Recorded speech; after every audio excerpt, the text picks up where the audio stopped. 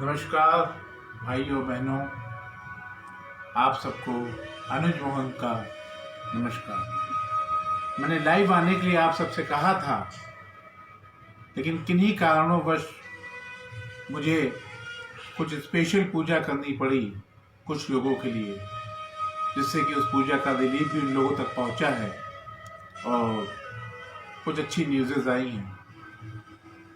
इस पीछे मैं लाइव नहीं आ पाया। मैंने आप सबसे उस दिन बोला था हृदय चक्र खुलने की स्टेजेस, हृदय चक्र कैसे खुलता है उसकी स्टेजेस बताना। मैं Anuj Mohan Saxena, great grandson of Param Sant Sadhguru Ramchandra ji Maharaj, Lala ji Maharaj and Param Sant Sadguru of Raghuvar Ji Maharaj, Chacha Ji Maharaj, grandson of Param Sant Sadguru of Radha Mohan Lal Ji, and son Param Sant Sadguru Mahatma Satyendra Nath Auliya Ji, and my Guru Mother Param Sant Sadguru Mahatma Priti Devi Ji को दंडवत प्रणाम करके आंतरिक स्थिति से आज मैं आप सबको हृदय चक्र खुलने की स्टेजेस के बारे में बताने जा रहा हूं। हृदय चक्र खुलने के लिए सबसे पहले मैं आप सबसे एक बात और कहूंगा कि मैंने लाला जी महाराज और चच्चा जी महाराज की जो उर्दू अरेबिक भाषा में जो उन्होंने लिखा था उसका हिंदी में रूपांतरण किया है, तो मैं आपको हिंदी में वो बताने जा रहा हूँ। उसमें कई वर्ड्स उर्दू के हैं जिसका मैं हिंदी रूपांतरण करता चला जाऊंगा। हृदय चक्र खुलने की पहली स्टेज पे हम लोग बात करते हैं। जो हमारी आत्मा होती है, आत्मा के ऊपर जो परत है, आत्मा के ऊपर जो परत होती है, उस परत के चारों तरफ जो हमारी सोल होती है, उस सोल के चारों तरफ फरिश्ते रहते हैं, घूमते रहते हैं। यानी ईश्वर इन फरिश्तों के ऊपर होता है।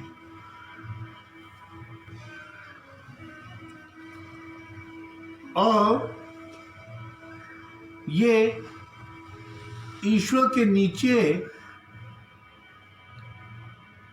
फरिश्ते मंडराते हैं। पहली बात ध्यान से सुनिएगा, जो हमारी सोल होती है उसके चारों तरफ फरिश्ते होते हैं। उन फरिश्तों के ऊपर ईश्वर होता है और ईश्वर के नीचे ही ये फरिश्ते मंडराते रहते हैं। यहां से हम लोग स्टार्ट आउट करते हैं।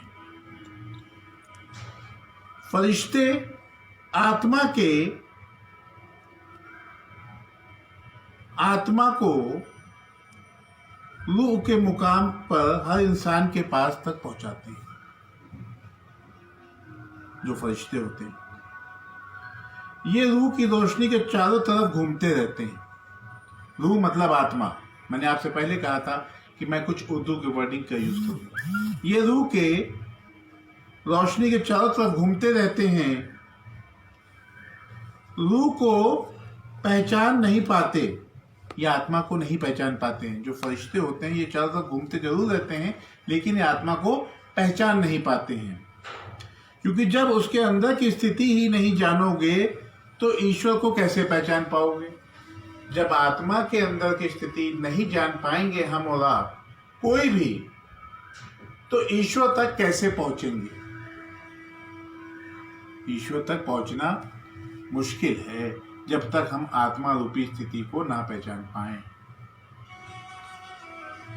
इसलिए जब बड़े बड़े औलिया, पैगंबर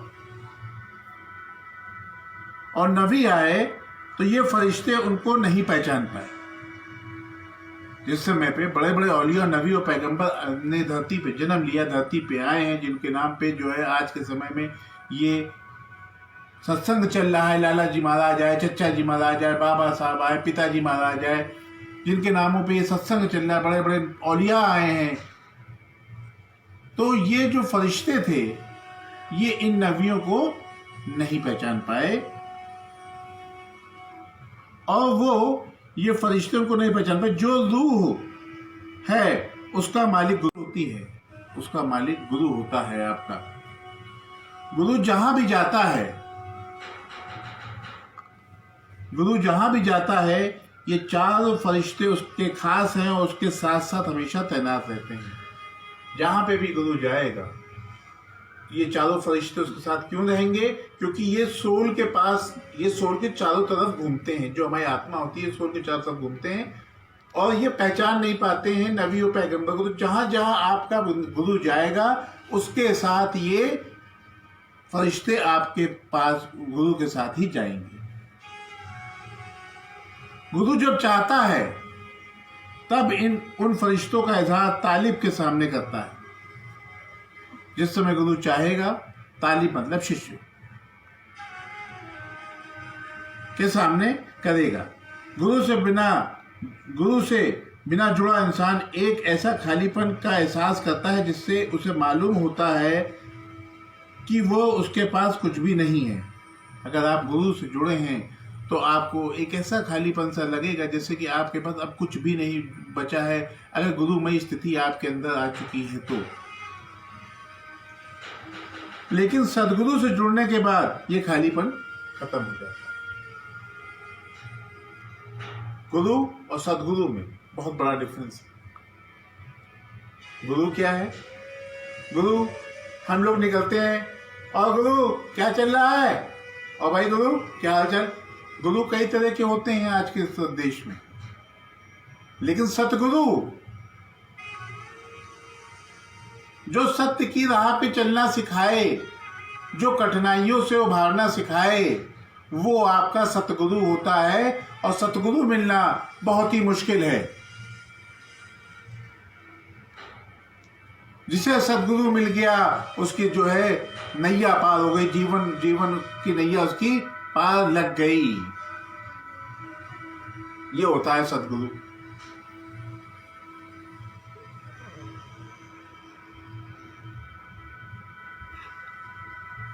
फिर एक ऐसी गहराई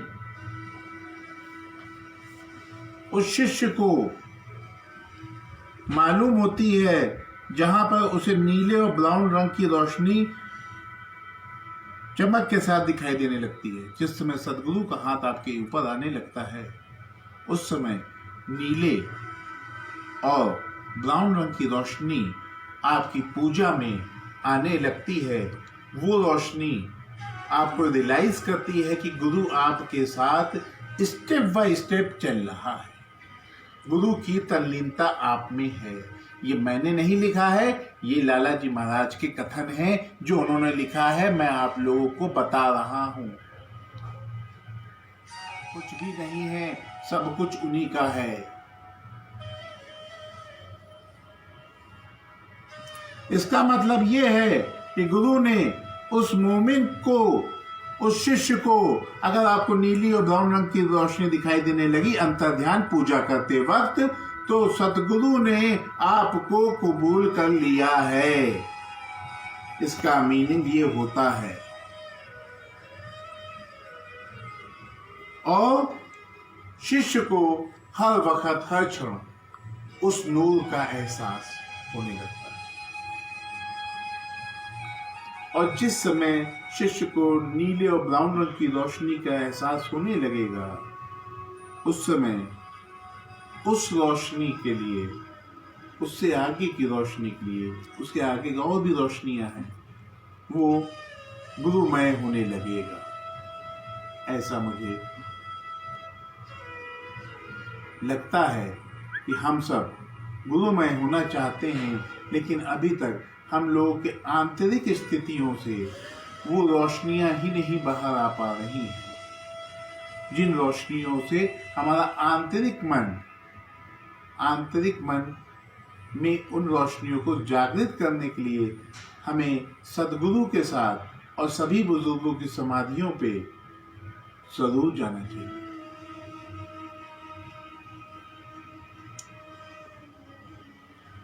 जिस समय पे ये रोशनियां दिखाई देने लगती हैं उस समय पे खुदा के दीदार होने में देर नहीं लगती, ईश्वर के दीदार होने में देर नहीं लगती। गुरु चट सीना आपको ईश्वर का दीदार करा सकता है।